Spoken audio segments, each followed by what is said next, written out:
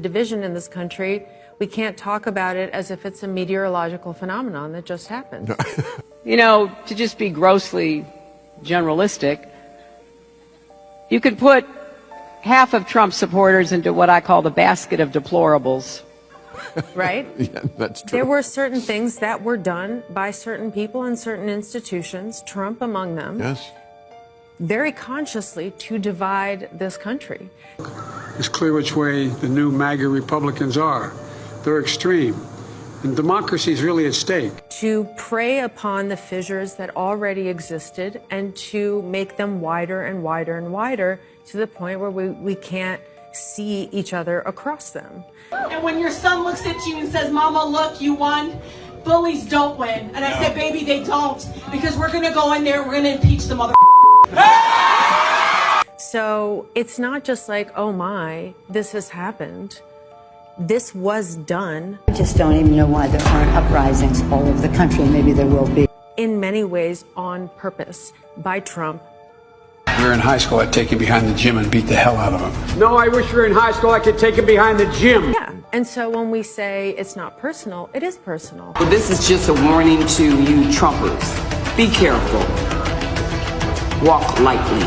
And for those of you who are soldiers, make them pay. And I do think people who supported Trump. Then it turns scary. She's hit in the face with watermelon and raw eggs. Oh my God! She finds herself all alone and cornered. The crowd screaming obscenities. And no one came to her aid, not even the cops.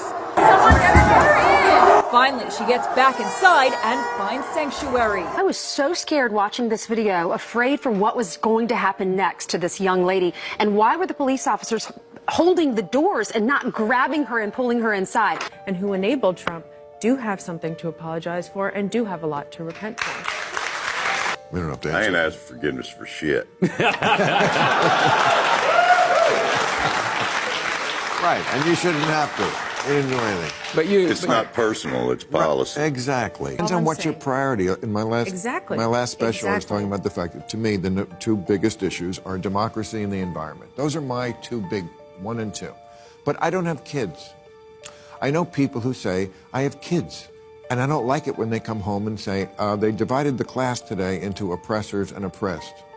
And if I change my sex, I don't have to tell my parents. yeah. There's shit like that going on that makes people go, you know, I agree, Donald Trump is a creep. He is everything wrong that could be stuffed into one man. But I have these other considerations. That's all. And that's why you seem like you have such contempt for half the country. I don't think that's going to get us where we need to go because, to your point, I think we've crossed this line. And now the question is, how do we walk it back? How do we walk it back from, I hate you so much that I can't live with you? And we have to live with each other. There's not an apartment where we can put the tape down the middle of it. Yeah. Yeah. We have to find a